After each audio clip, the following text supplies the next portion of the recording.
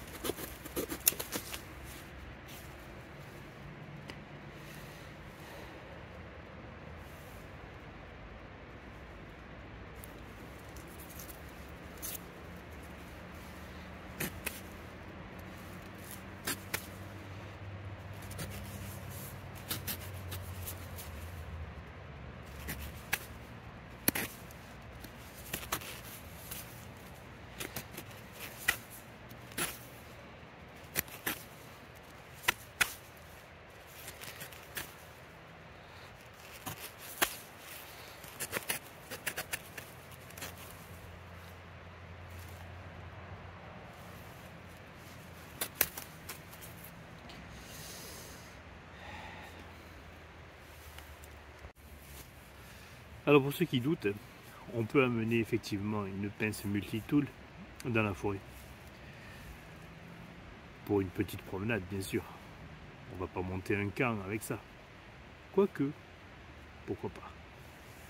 Mais bon. Finalement, donc on a testé la lame du Laserman Bond, le James Bond, qui n'est pas capable de couper un câble en acier. Bon, la lame arrive à quand même couper du bois sans souci, hein. On est sur du petit bois, voilà, section assez basique, hein. C'est du bois qui est tombé, hein, bien sûr, il y en a partout ici. Et puis on a essayé bien sûr la lame du Victorinox Swiss Tool, donc ça attaque beaucoup plus fort. La scie, c'était juste pour vous montrer, puisque dans la bonde il n'y a pas de scie, il y a juste une lime. Et donc c'était juste pour vous montrer la scie comment ça couper. Mais ça, beaucoup d'entre nous l'ont déjà vu sur des chaînes différentes, les tests sur l'ancienne chaîne du Barbu Celte. Il avait fait un test complet de coupe avec les différents Victorinos qu'il avait, et ainsi que la scie Opinel.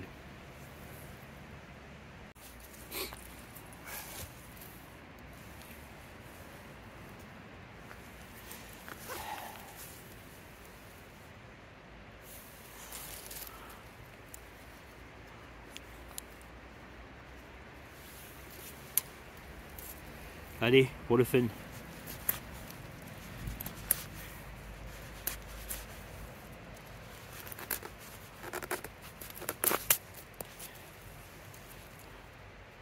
Ça coupe aussi, il n'y a pas de problème. Vous pouvez aussi amener une opinel à la forêt pour couper du bois.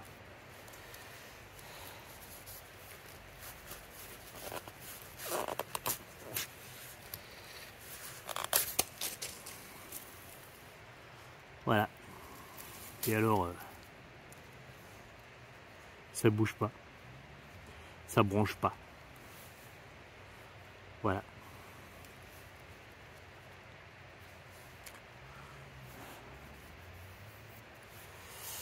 Petit custom de la chaîne L'affûteur de lame. Ça marche mon ami, pas de problème. On fait les choses avec.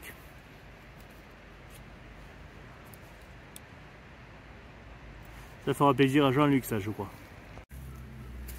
Ouais, c'est un petit peu plus gros. Ouais.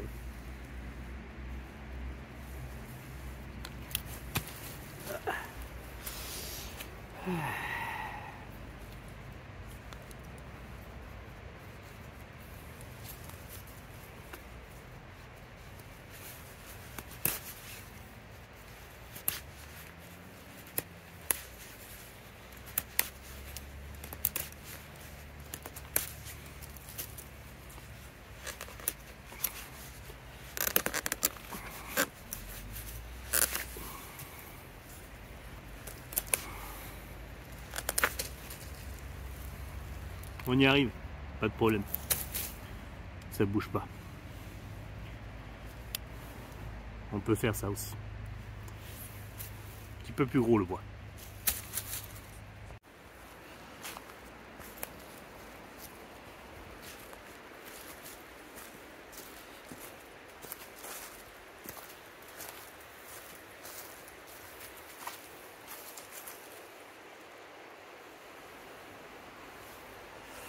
C'est là où je vois les biches que vous avez vues sur les images. Bon, vous rentrez à la maison. Première chose que vous faites, c'est vous donner un petit coup sur le fil. Donc petite pierre Falkeniven là, voilà, cadeau de Jean-Charles Laine. Celle-là c'est la DC3.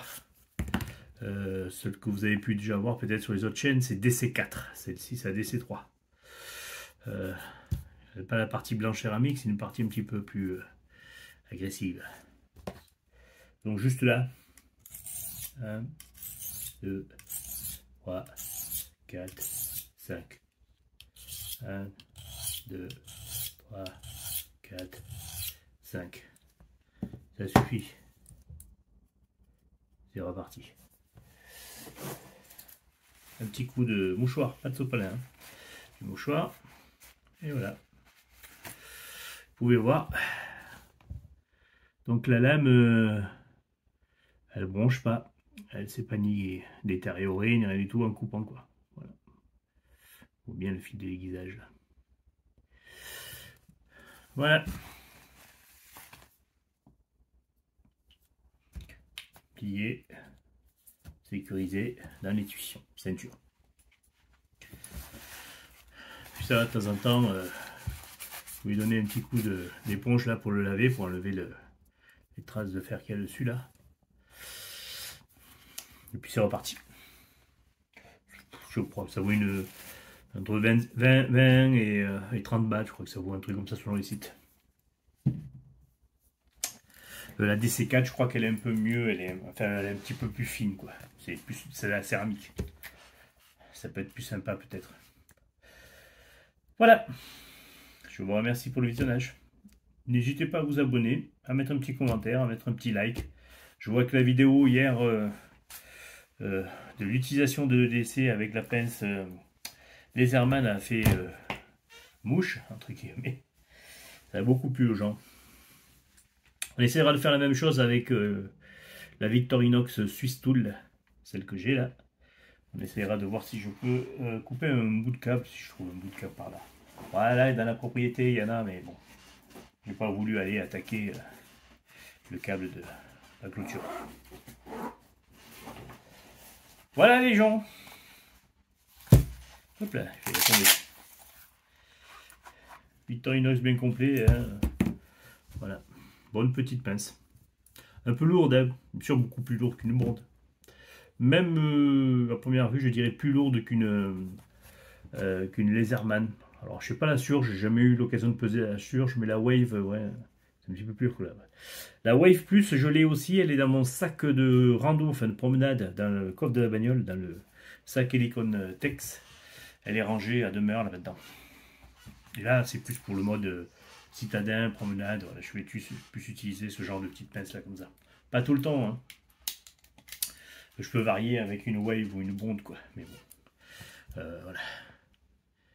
Et alors là, si on regarde au niveau de la forme du coupe-câble, là, vous voyez les emplacements, c'est pas la même chose. Hein. Bon, après, le prix n'est pas le même non plus. Hein. Une bonde, c'est moins de 100 balles. Enfin, je sais même plus combien exactement. Je crois que c'est même autour de 50 balles une bonde.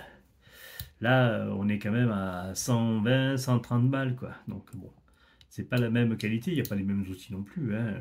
Il y a une scie, tout ça, qui n'y a pas sur la bonde. Voilà. Là, on est plus dans un gabarit de la surge en termes de grosseur.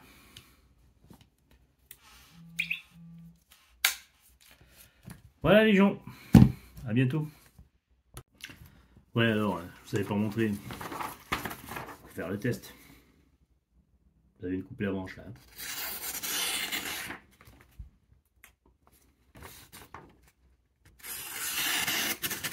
Je force pas, hein.